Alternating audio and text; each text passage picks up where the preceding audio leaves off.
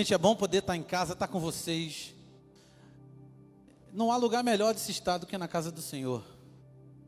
É bom poder sentir dessa atmosfera, poder sentir o que o Espírito tem para falar na comunidade, em sua comunidade.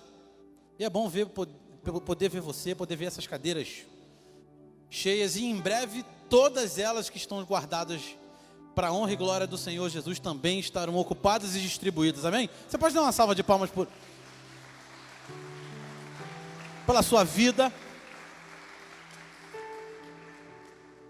É bom demais poder estar em casa. E eu gostaria que você deixasse aberto a Bíblia em Eclesiastes 3, um capítulo conhecido, mas a gente vai circular bastante na palavra de Deus. E hoje vai ser um pouquinho diferente, até para aqueles que gostam de fazer as suas anotações, de fazer seus registros. Eu recomendo que você pegue seu bloquinho de notas, seu caderninho, que Deus ele me deu uma palavra muito específica, para que a gente traga esse entendimento e a gente diariamente reflita naquilo que vai ser pregado nessa noite. E eu até dei um título para essa pregação. Eu não sou nem de botar título para pregação. O pessoal aí que bota vídeo no YouTube fica doido atrás de mim. Qual o título da pregação? Eu não sei não, filho. Ouve a palavra aí de novo e deixa Deus te usar. Não é não, Gabriel? Cadê Gabriel Rangel?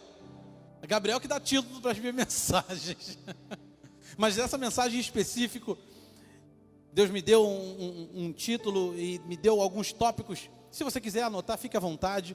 Se você quiser registrar isso no seu bloco de notas, eu creio que a tua vida vai ser muito edificada nessa noite. E o título diz assim: chaves para uma vida com propósito.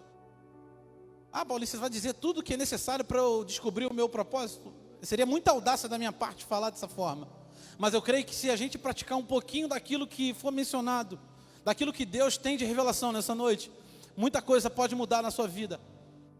Muita coisa pode te trazer para mais perto de Deus. Mas isso parece uma pregação meio coach. Não é coach. A Bíblia ela não precisa de motivação. Ela é a motivação. A própria palavra de Deus ela nos inclina a viver uma vida com a nossa mente equilibrada e o nosso coração conectado ao Pai. E eu vou te provar isso na Bíblia. Amém? E principalmente num tempo, Gustavo, onde a gente vive enxergando aí nas redes sociais, todo mundo quer ter voz, todo mundo tem opiniões pré-formadas, todo mundo é intelectual, mas na verdade são os nossos dedos que falam. Muitas dessas pessoas, elas não têm uma opinião ou algo mesmo, um caráter formado, mas os seus dedos falam por aquilo que elas observam, mas na verdade elas não absorvem nada daquilo. Nas redes sociais, nós vemos pessoas extremamente relacionadas, intelectuais, militantes de determinadas causas. É ou não é verdade? E por incrível que pareça, tem até cristão na internet. Pô, que doideira é essa? É porque, às vezes, a rede social parece que é uma vida paralela, né? Quem já viu aí, quem vê Marvel, os mais nerds aí, sabe que tem universos paralelos, realidades distintas. Parece que na internet é um estilo de vida, é uma realidade. Quando você vai dar de cara com a pessoa, na primeira palavra que ela emite, você vê que não tem nada a ver com aquilo que ela fala na internet. Ou seja, quantas pessoas elas têm um formato de ser numa rede social, atrás de uma tela, com seus dedinhos, digitando, tendo muita opinião, tendo muita voz, mas na verdade são pessoas vazias, são pessoas que não têm uma identidade formada. Inclusive dentro da igreja, muita gente crente. Nossa, você olha assim, nossa, caramba, essa pessoa é de Deus. Quando você vai ver a vida da pessoa, não precisa nem ver muito. Você conhecer essa pessoa, você já percebe que está muito longe daquilo que Deus deseja para a vida dela. E eu gostaria de abrir essa mensagem dessa forma, perguntando para você: quem somos nós? Será que tem muitos de nós? Sabe o que a sociedade tem nos ensinado a sermos divididos, nossa mente e nosso estilo dividido para cada situação, para cada parte, para cada lugar onde a gente está, a gente precisa se portar de uma forma. Só que muitas pessoas se confundem nisso, e elas não conseguem exalar a sua essência em todos os locais, independente, claro que você vai se portar num tribunal diferente de como você se porta dentro de casa. Eu não estou falando comportamento, eu estou falando essência. E o que a gente mais vê é que está sobrando opinião nos dedos, mas que faltam ações e coerência aqui, ó, na nossa mente e no nosso coração. E eu vou dizer algumas chaves que Deus deu ao meu coração para que seja dividido nessa noite. Eu tenho certeza que a tua vida vai ser muito edificada nessa noite. A falta dessas chaves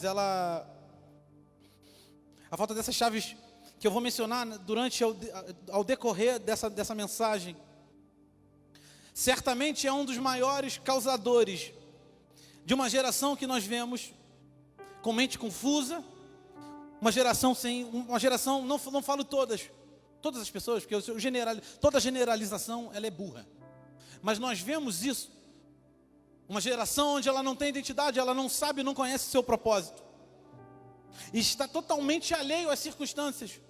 Vem alguém influente, fala uma coisa, ela vai e segue o influente. Aí vem outro influente e diz totalmente ao contrário, ela não sabe que direcionamento seguir, porque ela não tem um direcionamento prescrito na sua vida. Ela vai e segue qualquer um que tem uma voz ativa maior que a dela. Eu quero que você repita comigo. Eu sei que está de máscara aí, está difícil de ouvir, mas eu quero que você repita comigo. Você vai repetir para você. Mente desorganizada. Fala aí. São 3 pessoas. Mente desorganizada, coração desconectado do propósito. Mente desorganizada, coração desconectada do propósito. Não adianta a gente querer ouvir a voz de Deus. Não adianta a gente querer sentir a presença de Deus. Não adianta a gente querer parar para definir um trajeto por conta própria, se a nossa vida está uma bagunça. E eu vou começar lendo aqui com você um capítulo muito conhecido. Eclesiastes 3. A minha versão é NVI, pode ser que esteja um pouquinho diferente aqui de cima. Mas se você tem a sua Bíblia, abra a sua Bíblia, por favor. Para tudo há uma ocasião certa. Há um tempo certo para cada propósito debaixo do céu. Tempo de nascer e tempo de morrer. Tempo de plantar, tempo de arrancar o que se plantou. Tempo de matar e tempo de curar. Tempo de derrubar e tempo de construir. Tempo de chorar e tempo de rir. Tempo de prantear e tempo de dançar. Tempo de espalhar pedras e tempo de ajuntá-las. Tempo de abraçar e tempo de se conter. Tempo de procurar e tempo de desistir. Tempo de guardar e tempo de jogar fora. Tempo de rasgar e tempo de costurar. Tempo de calar e tempo de falar. Tempo de amar e tempo de odiar. Tempo de lutar e tempo de viver em paz. Essa é a base do primeiro tópico que eu queria falar com você. E o primeiro ponto, e a primeira chave que eu queria dividir com vocês a respeito, para que nós tenhamos equilíbrio na nossa vida e consigamos definir aquilo que Deus já está falando conosco. Às vezes Deus está falando o tempo inteiro conosco e a gente, por não ter um foco definido, a gente não consegue distinguir aquilo que Deus quer para nós. E o primeiro ponto se chama tempo. Ai, que coisa óbvia, Paulinho. E eu lendo a palavra, eu lendo esse capítulo muito, muito conhecido, certamente se você não leu, você já ouviu falar em alguma mensagem. Mas nós usamos muito para dizermos para as pessoas que estão passando por momentos de dificuldade: ó, é tempo para tudo. Ó, hoje você está passando por dificuldade, mas eu tenho certeza que hoje é tempo de luta, mas amanhã é tempo de paz. É ou não é verdade? Quantas pessoas já ouviram dessa forma? E isso também faz parte da revelação desse capítulo. Mas eu lendo esse capítulo, eu vejo o quanto a Bíblia é um manancial para não, a gente já sabe disso, mas a gente vê ainda mais que a Bíblia é um manancial da nossa vida. E se todo mundo entendesse que a Bíblia é esse manancial, a gente não precisaria desses coaches, com todo respeito a quem é coach. Mas tem pessoas dependendo disso para ser motivado em algo. Eu preciso que alguém fique em cima de mim, motivando. Sendo que a própria palavra de Deus, ela é o maior motivador das nossas vidas. Ela é a motivação. E lendo esse capítulo, a gente vê que a Bíblia nos dá uma aula de gestão de tempo. Ela não é só para você ficar calmo, que tem tempo para tudo. Não.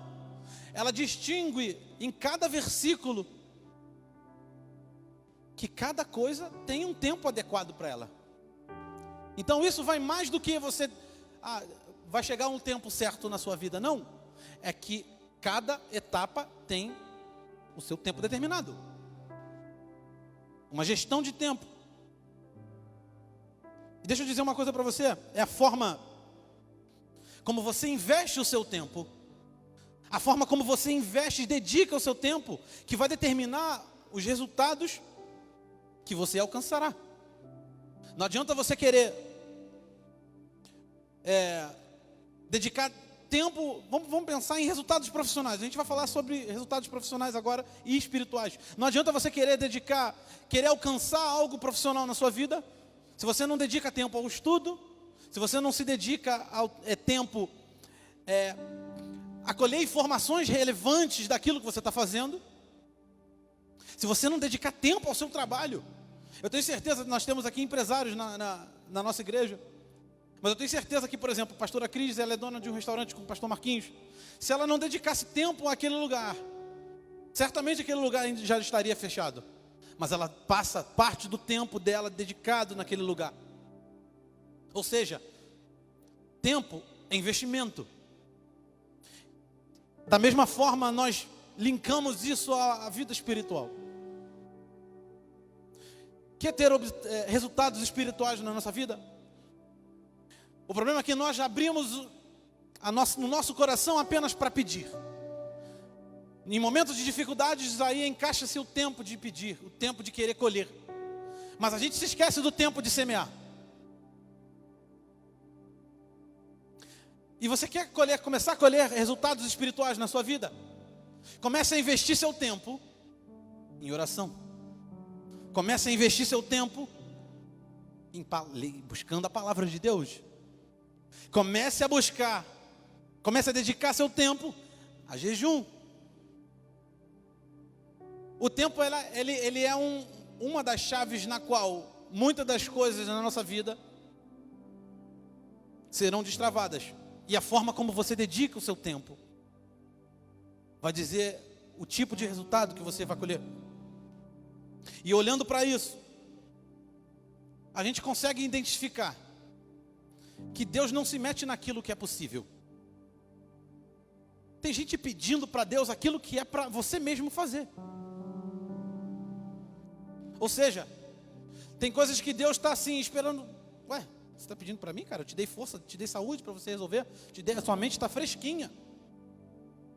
Tem coisas que se obtém com estudo, trabalho. Não adianta você querer conquistar um cargo na sua determinada empresa se você não dedica tempo naquele lugar. Se você não busca tempo querendo melhorar. E Deus não vai fazer isso. Deus não vai se meter naquilo que é possível. Mas existem causas impossíveis na nossa vida que se resolve com fé em Jesus. Fé em Cristo. E deixa eu dizer uma coisa para a tua vida. Sabe o que muitas das vezes a gente diferencia determinadas pessoas?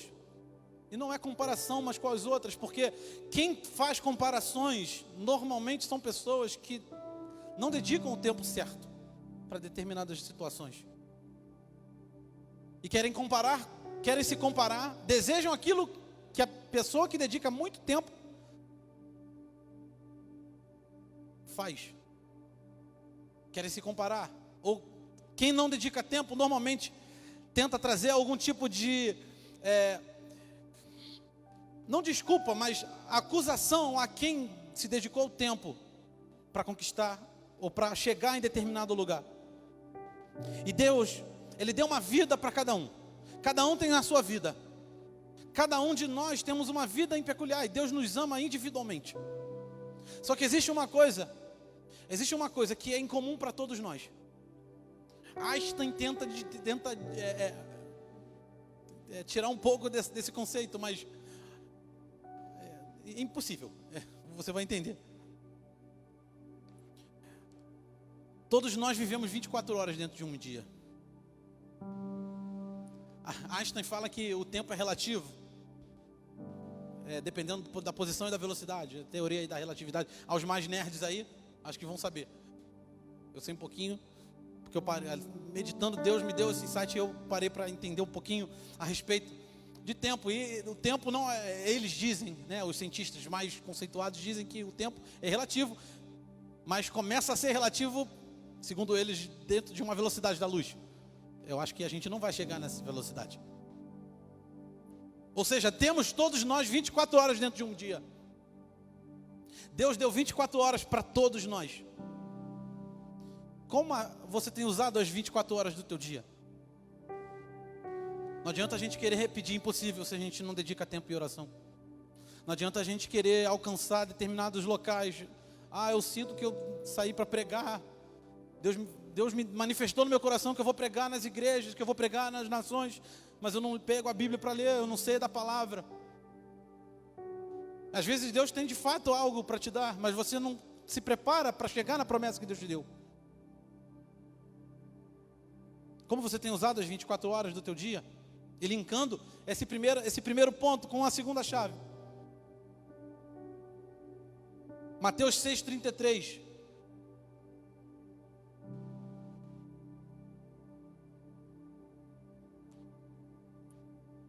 Segundo ponto é que você precisa definir prioridades. Isso é mais bíblico do que você imagina. Qual tem sido as suas prioridades? Na verdade, prioridade é uma. Todas as demais, da principal, não é a prioritária igual à primeira prioridade. Rolou um dia, um mês aí, mas prioridade você tem uma. Todas as outras coisas são secundárias, por mais que sejam urgentes.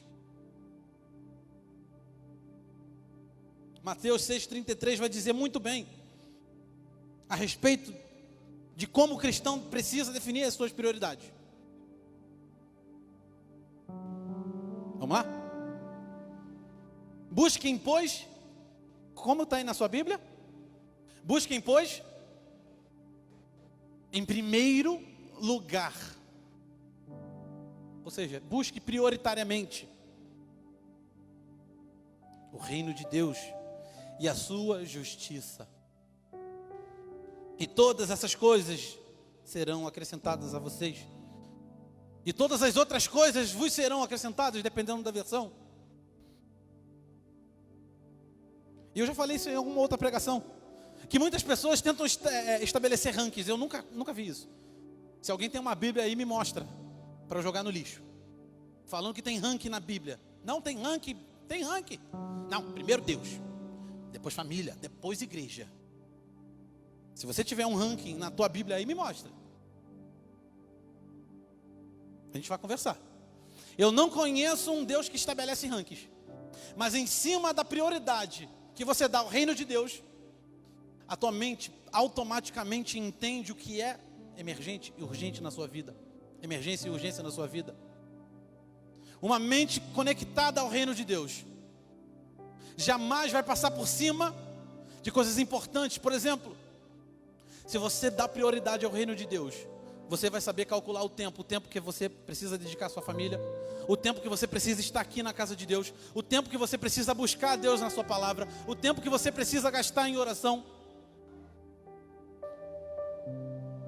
Isso simplesmente priorizando o reino de Deus.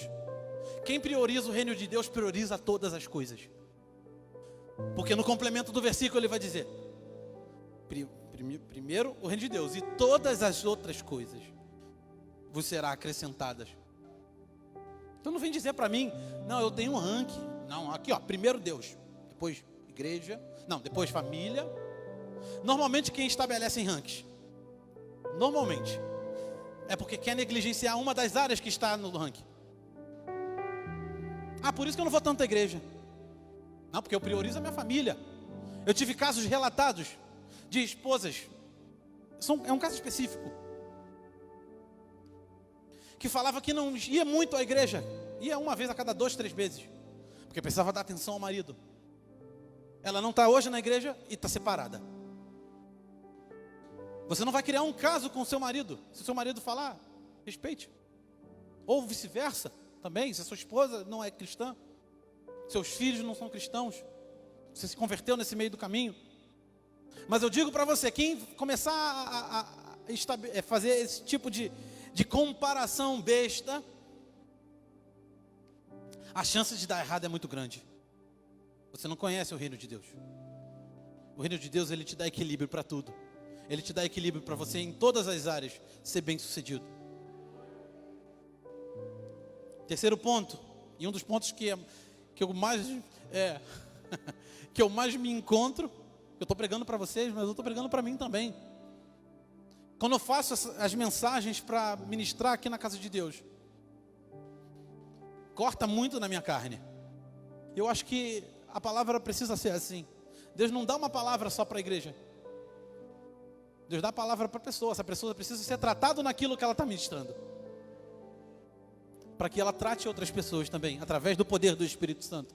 Da mesma forma que eu tenho certeza que tem gente sendo tratada nessa noite. Eu estou sendo tratado também, assim como eu comecei a estudar essa mensagem. E o terceiro ponto, terceira chave, saber dizer não. E saber ouvir não. É ou não é verdade? Deixa eu dizer uma coisa para você. Você está todo feliz aí, igreja? Está muito bom com todos. Cara, tem alguma coisa diferente nesse lugar hoje. É gostoso estar aqui, mas hoje você está azeitado, hein? 3 améns. A máscara está na boca, não está no ouvido não, hein? Você está na unção hoje, porque está um clima gostoso nesse lugar. Você pode dizer um amém aí por isso? Glória a Deus. A tua vida é muito importante para essa casa. Você não sabe a diferença que você faz no desenrolar de um culto, quando seu coração está aberto para receber. A atmosfera se transforma. O Espírito Santo queima. Ele não depende de pessoas. Ele vai queimar quem está com o coração aberto. Mas não tem nada melhor do que você ver uma igreja envolvida, tanto na mensagem quanto nos louvores, em toda a liturgia do culto. Você é peça-chave para essa ocasião acontecer. Amém? Amém? E como eu falei, isso é um desafio. Saber dizer não, saber ouvir não. Acho que uma das maiores dificuldades da nossa geração, da geração atual, é não saber ouvir não. E deixa eu dizer uma coisa para você. Você vai ouvir mais não de Deus do que sim. 3 améns. E um aleluia, lei do Emerson. Que não teve máscara que segurasse, Emerson. É nós, hein? Sabe por quê?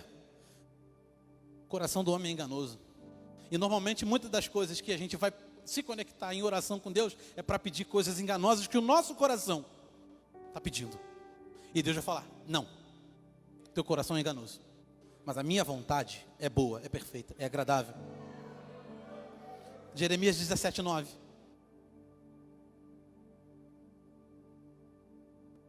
O coração humano é mais enganoso que qualquer coisa, e ele é extremamente perverso.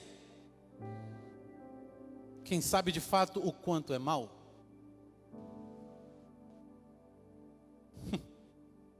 Mais do que isso,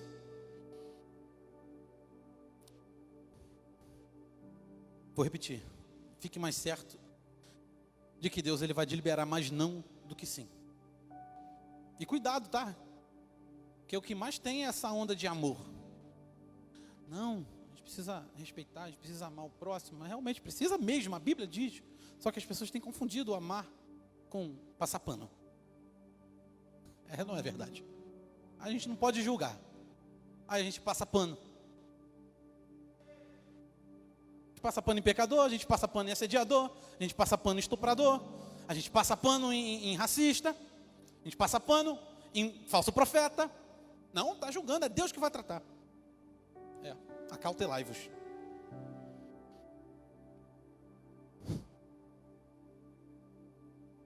Cuidado quando alguém falar, faz o que o seu coração mandar. Cuidado quando alguém fala para você isso. Ah não, faz o que o seu coração mandar. Não, cara, coração do homem é enganoso. Coração humano é enganoso. Isso pode te trazer resultados problemáticos demais e muito distantes do que o coração de Deus quer para você. Cuidado.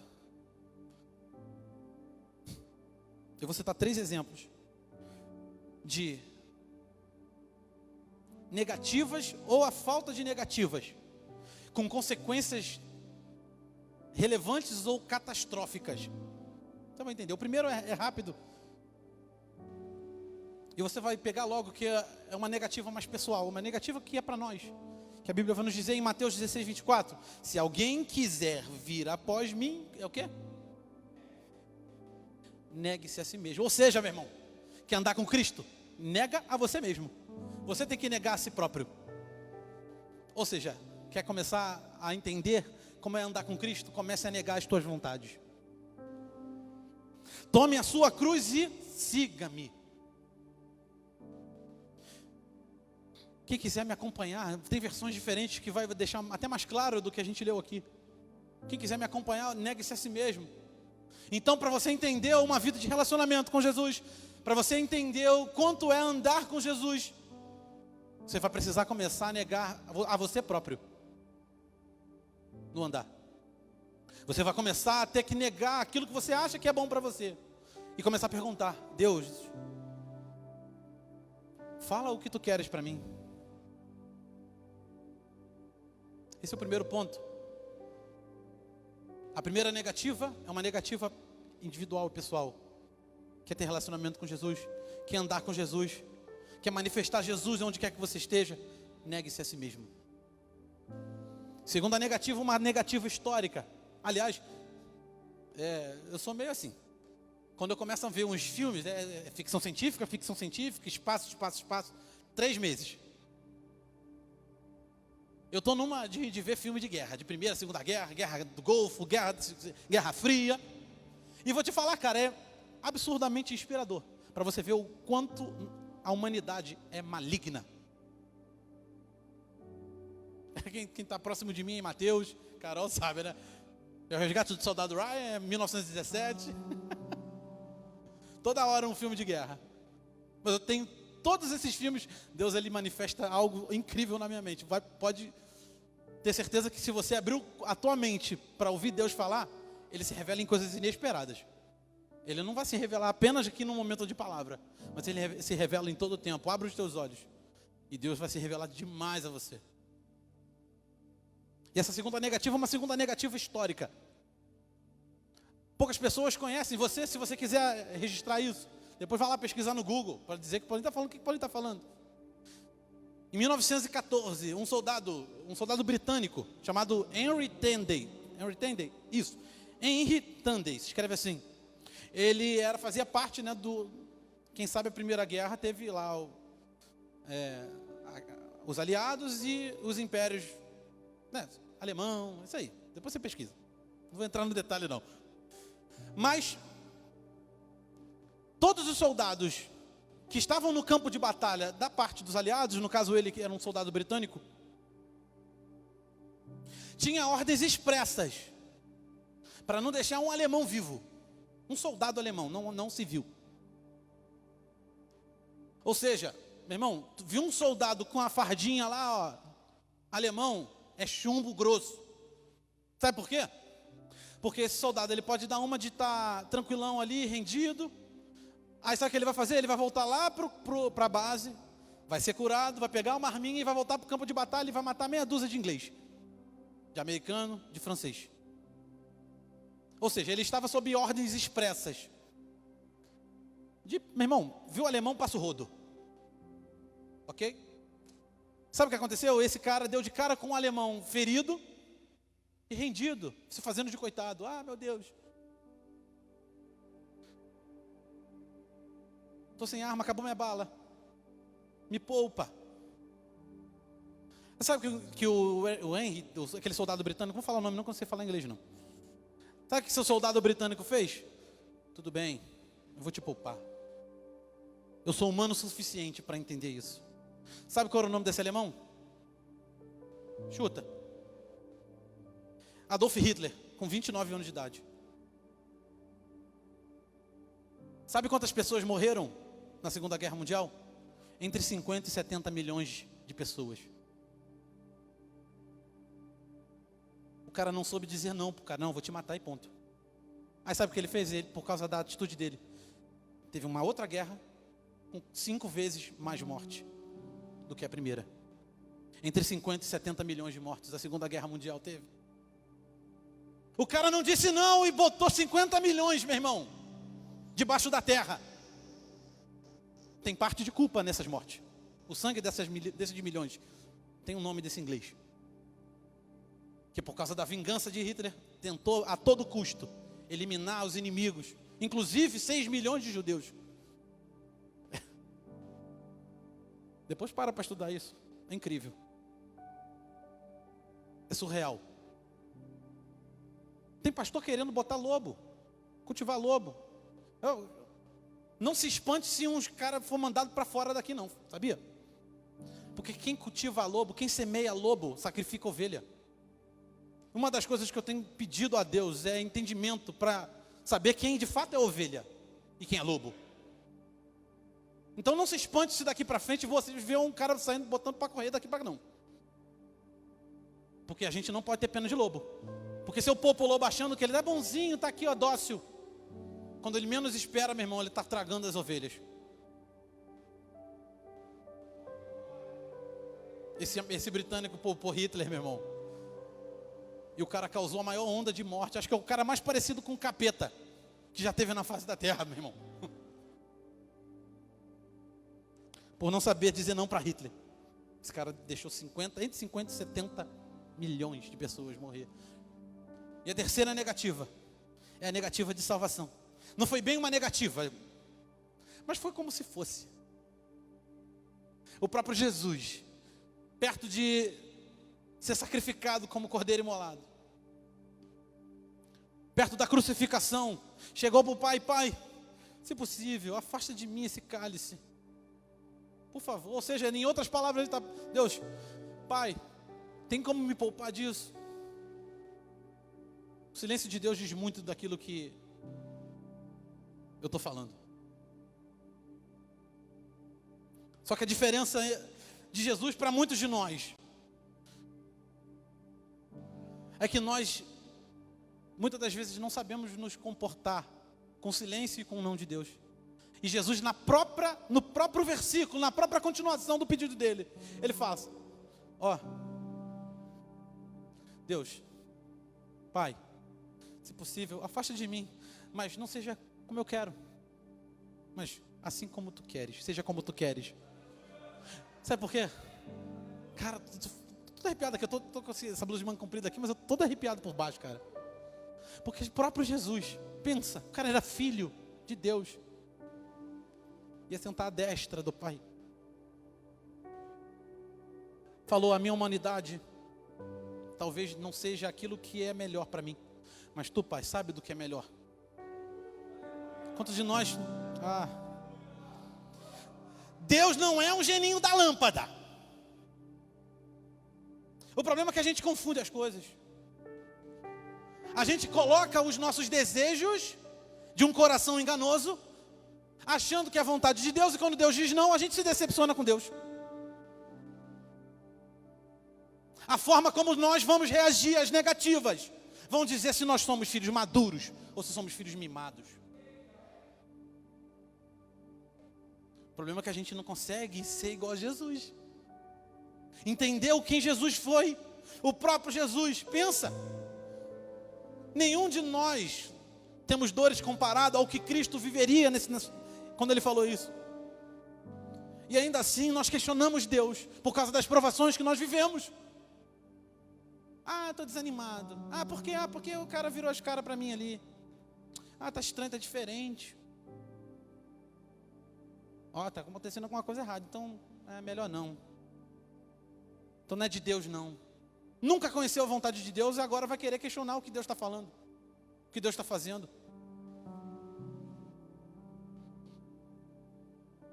Ah, vou sair da igreja. Ah, por quê? Porque o irmãozinho ali virou as costas para mim. Acho que ele é melhor, ele se acha melhor do que os outros. Quantas pessoas não botam o pé aqui na igreja, e eu sei da opinião delas, falando que esse lugar é mais arrogante. Ah, porque tem luz, porque tem instrumento legal, porque tem um bom louvor. Cara, conhece a essência das pessoas antes de falar. Eu tenho certeza que tem gente aqui dentro que pensou assim. Mas eu tenho certeza que quando você bota o pé nesse lugar, não é o Paulinho que fala, não é os ministros que falam,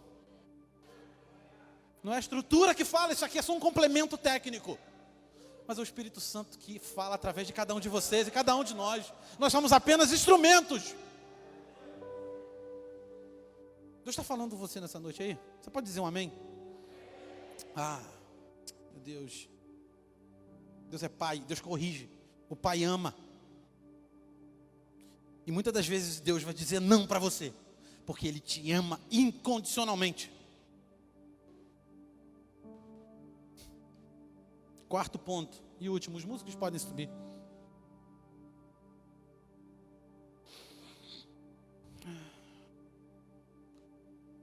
Não reclame, adore. Não reclame, adore. Não reclame, adore. Você não entendeu? Não reclame, adore.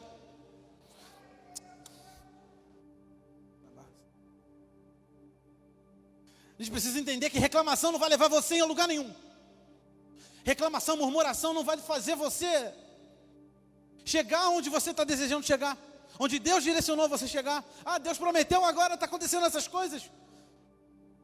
E eu não estou falando de você correr atrás dos seus direitos, por causa de alguma coisa que aconteceu aí na vida, uma empresa te lesou, sei lá, não é isso. Até porque você ficar em casa reclamando da empresa não vai adiantar nada. Você tem que chamar um advogado, você tem que chamar, agora vamos agir. Vamos botar essa empresa no pau, porque ela me lesou. Reclamar não vai adiantar nada. E é diferente. Correr atrás de direito, protestar, é diferente de você reclamar, murmurar. Deixa eu te entender uma coisa. Superação, ela tem muito mais a ver com adoração. Aliás, ela não tem muito mais a ver não. Ela tem totalmente a ver com adoração. E nada a ver com murmuração. Eu nunca vi ninguém ganhar algo na vida. Eu nunca vi ninguém conquistar algo na vida na base da reclamação, na base do falando mal dos outros. Eu nunca vi ninguém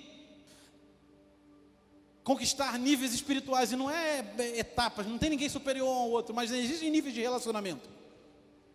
A partir do momento que você aceita Jesus, você começa um relacionamento. E dia após dia você se aprofunda num relacionamento com Deus. Mas para isso, é oração, é jejum, é palavra. É ser como Jesus foi. É amar o próximo.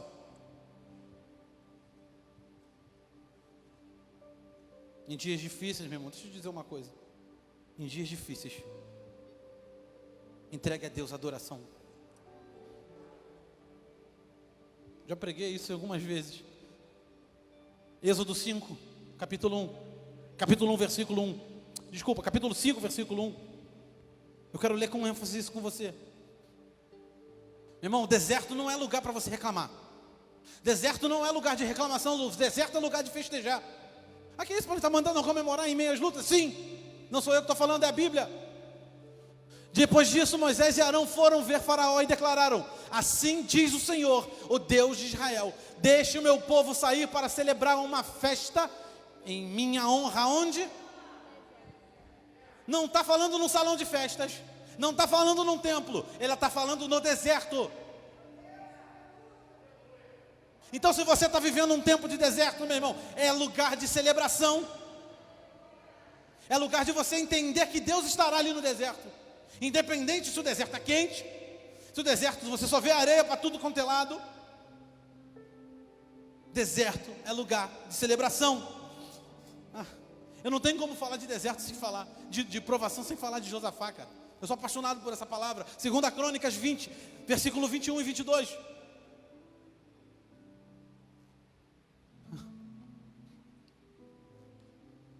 Depois de consultar o povo, o rei nomeou cantores para irem adiante do exército. Eu preguei isso aqui tem 2 semanas. Cantando e louvando o Senhor por causa da sua majestade. Cantavam assim: deem graças ao Senhor, seu amor dura para sempre. 21, 22. No momento em que começaram a cantar e a louvar, em outras versões está a adorar, o Senhor trouxe confusão aos exércitos de Amon, Moabe e do Monte Seir, e eles começaram a lutar entre si. Tem batalhas na sua vida que a murmuração ela vai só reforçar o inimigo. Mas quando você começar a entender que é adoração, você vai começar a ver os teus inimigos caírem um por um. Pode apagar as luzes, por favor. Provérbios 18, 21. Registra isso na tua vida. Eu não preciso motivar ninguém. A palavra de Deus é a maior motivadora. A palavra de Deus é a maior manancial de ensino, de nós termos uma mente equilibrada, de nós termos um coração conectado ao propósito de Deus. Provérbios 18, 21. A língua tem poder para trazer morte ou vida. Quem gosta de falar arcará com as consequências. A Bíblia, na minha versão, diz: aquilo que você falar. Deixa eu abrir aqui a minha versão, só um minutinho. Essa versão está um pouquinho diferente. Só para você entender o contexto. A língua tem poder sobre a morte e sobre a vida, e os que gostam de usá-la comerão do seu próprio fruto. Deixa eu dizer uma coisa para você, meu irmão. Você se alimenta daquilo que você fala. Você se alimenta daquilo que você profere.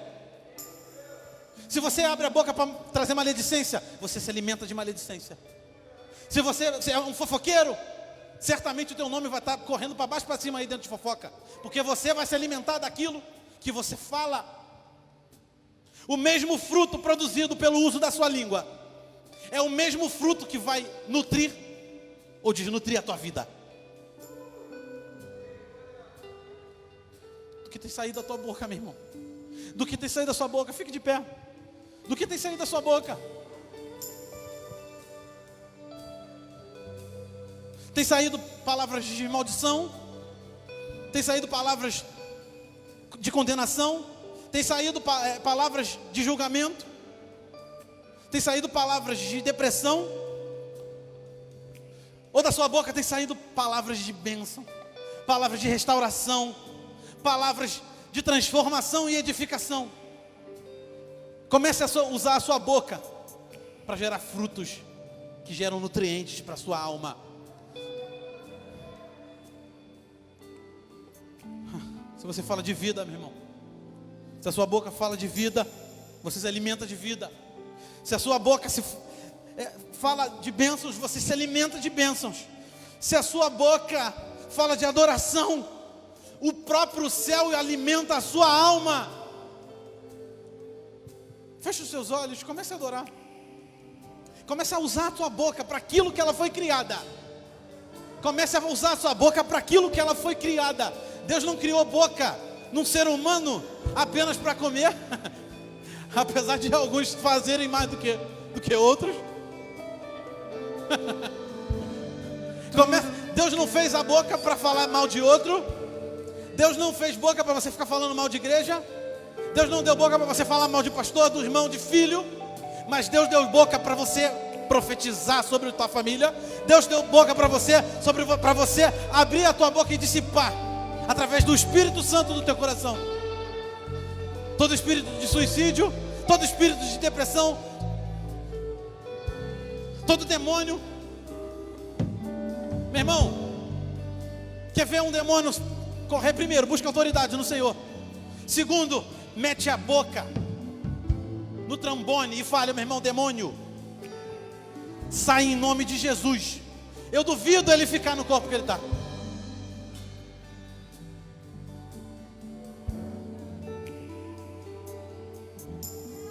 Vai, enche esse lugar de adoração. Enche esse lugar de adoração, vai. Enche esse lugar de adoração. Usa a tua boca para isso. Clame a Ele, clame a Ele. Tudo que eu quero está em Ti. Toda a minha vida eu te entrego, pois não há outro além